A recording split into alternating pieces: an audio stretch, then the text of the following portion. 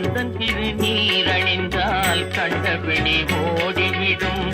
குந்தகங்கள் மாறி இன்பம் குடும்பத்தை நாடி வரும். கந்தன் திருநீரணிந்தால் கண்டபிடி ஓடிவிடும். குந்தகங்கள் மாறி இன்பம் குடும்பத்தை நாடி வரும். கந்தன் திருநீரணிந்தால் கண்டபிடி